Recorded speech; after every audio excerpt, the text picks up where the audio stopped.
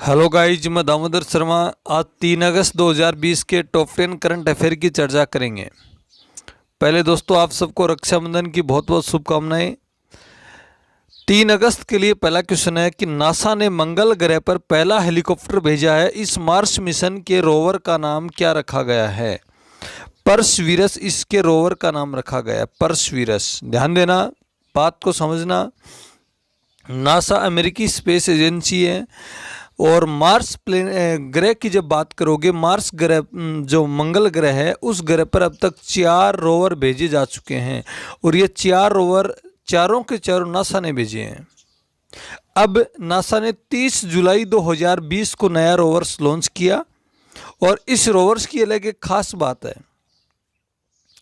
इस रोवर्स में एक हेलीकॉप्टर भी है। जो मार्स रोवर भेजा गया है मार्स पर, परसवीरस, इसमें एक हेलीकॉप्टर भी है और जिसका नाम, हेलीकॉप्टर का नाम रखा गया है इजीनयूटी। इजीनयूटी इसका नाम रखा गया। किसने रखा? भारतीय मूल की अमेरिकन स्टूडेंट है जिसका नाम है वनीजा रूपाणी, जिन्होंने रखा है। और परसवीरस का मतलब क्या होता है? दृढ़ता होता है। इसका अर्थ होता है दृढ़ता। तो इसका हिंदी में अनुवाद करते हैं दृढ़ता होता है। और इसका नासा ने रखा परसवीरस।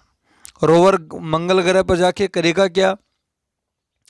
यह रोवर मंगल ग्रह के प्राचीन काल के जो जीवन के सबूत हैं उनको खोजेगा मंगल ग्रह पर। वहाँ देखेगा प्राचीन काल में लोग रहते थे या नहीं रहते थे। यदि लोग रहते तो किस प्रकार से वो लोग रहते थे। प्राचीन काल का जो जीवन के सबूत हैं उनको वो खोजेगा। और यही रोवर जो भेजा गया, यही रोवर मंगल का एक जगह पड़ती है जेजेरा क्रेटर। जेजेरा क्रेटर पर उतरेगा। और कब उतरेगा? 18 फरवरी 2021 को ये लैंड करेगा। 18 फरवरी 2021 को लैंड करेगा।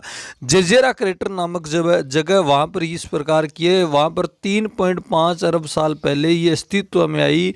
वहाँ पर एक झील का स्थल है और वैज्ञानिक मानते हैं कि मार्स पर अरबों साल पहले नदियाँ बहती थी और उस नदियों के कारण उन गड्ढों का निर्माण हुआ। उन गड्ढों से वो झील का निर्माण हुआ। आज उसके अवशेष बाकी बचे हुए हैं।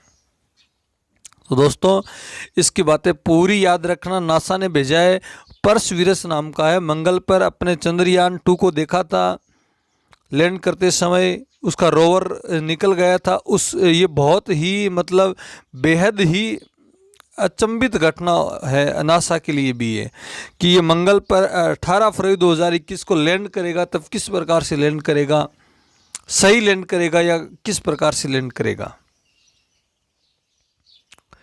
दूसरा क्वेश्चन है, विश्व संस्कृत दिवस कब आयोजित किया जाता है? रक्षाबंधन पर किया जाता है। दोस्तों, श्रावण मास की पूर्णिमा को विश्व संस्कृत दिवस का आयोजन किया जाता है और श्रावण मास की पूर्णिमा को रक्षाबंधन का त्यौहार आता है। तो रक्षाबंधन पर विश्व संस्कृत दिवस का आयोजन किया जाता है।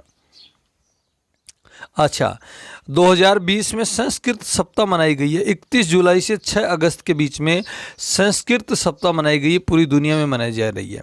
अभी नई शिक्षा नीति आई है। नई शिक्षा नीति में भी संस्कृत के प्रति सरकार ने लोगों का ध्यान आकर्षित किया। बच्चों को संस्कृत के प्रति पढ़ाई ज़्यादा करने के लिए रुचि किया गया है।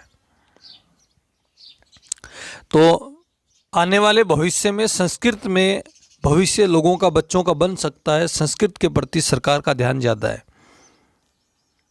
यदि अगली बार 2024 के बाद भी प्रधानमंत्री जी यही बने रहेंगे, नरेंद्र मोदी, तो आने वाली 5 साल में और भी संस्कृत के प्रति बढ़ावा देगा। यदि कांग्रेस की सरकार आ जाएगी तो संस्कृत में उसका वर्चस्व बढ़ जाएगा। इंग्लिश के प्रति बढ़ावा ज़्यादा आ जाएगा।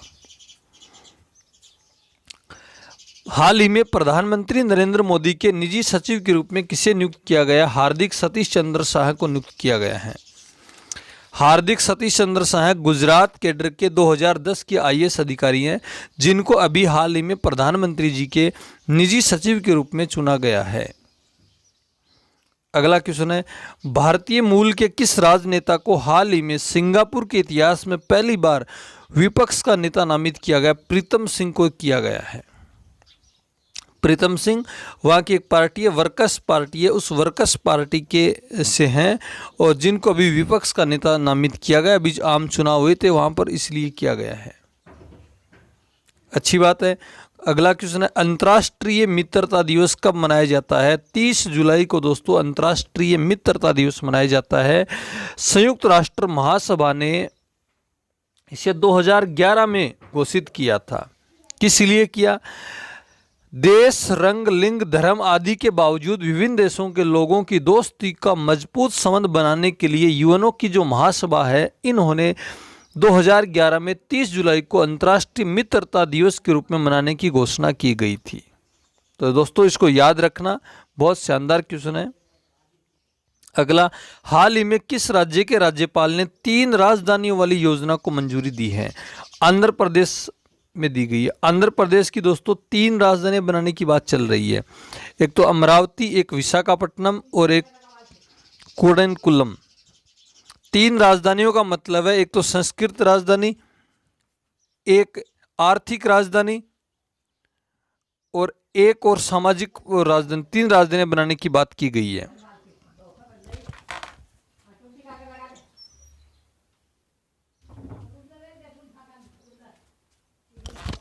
तीन राजधानियों में दोस्तों आंध्र प्रदेश की जब चर्चा करोगे, आंध्र प्रदेश के मुख्यमंत्री जगन मोहन रेड्डी हैं। आंध्र प्रदेश के राज्यपाल विष्णु भूषण हरिश्चंद्र हैं। तो आंध्र प्रदेश में 3 राजधानियां बनाई जाएगी, मंजूरी दी गई है। अगला, हाल ही में great eastern shipping company limited के स्वतंत्र निदेशक के रूप में किसे चुना गया है?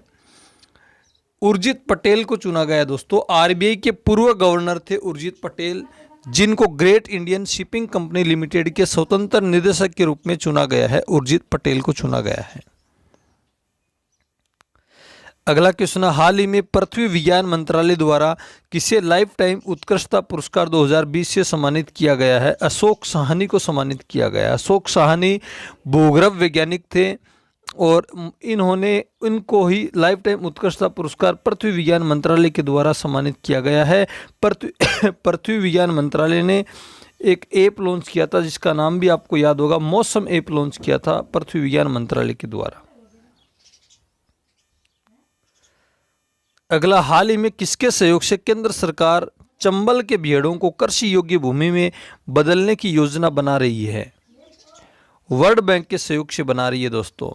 जो चंबल के भेड़ है, राजस्थान के सवाईमाधोपुर है, करौली है, धौलपुर है, उत्तर प्रदेश में भी आते हैं, एमपी में भी आते हैं। चंबल के डाकू प्रसिद्ध है वहाँ के, उसकी भूमि को कृषि योग्य भूमि में बदलने की योजना बना रही है। वर्ल्ड बैंक से लोन लेकर के उस भूमि को बना रही है दोस्तों केंद्र सरकार। अब ये केंद्र सरकार की अच्छी पहल माने या बुरी पहल माने, मेरे हिसाब से तो खराब पहल है। जहाँ पर भूमि उपजाऊ है वहाँ पर तो हवाई अड्डा बना रही है, और जहाँ की भूमि उपजाऊ नहीं उसको उपजाऊ कर रही है। ये सरकार की कैसी नीति अभी तक मेरे को समझ में आई नहीं है। पंत यूनिवर्सिटी है यूपी में, वहाँ की भूमि राज्य भारत में सबसे उपजाऊ है, तो वहाँ पर 1072 एकड़ भूमि में हवाई अड्डा बना रही है, और उसके पास ही चंबल बीएड है, वहाँ उसको कृषि योग्य बना रही है सरकार। हाल ही में किस बैंक ने कोना कोना उम्मीद नामक अभियान शुरू किया? कोटक महिंद्रा बैंक ने शुरू किया दोस्तों। अपने कस्टमर को ज़्यादा से ज़्यादा फायदा देने के लिए, कस्टमर को ज़्यादा से ज़्यादा जानकारी देने के लिए कोना कोना उम्मीद नामक अभियान शुरू किया कोटक महिंद्रा ग्रुप ने। कोटक महिंद्रा बैंक की स्थापना 2003 में होती है, मुख्यालय मुंबई है, इसके सीईओ है उमेद कोटक है। दोस्तों वीडियो पसंद आए तो लाइक करना, शेयर करना, चैनल को ज़्यादा से ज़्यादा सब्सक्राइब करना। Damodar Sharma always with you. Thank you for watching. Okay.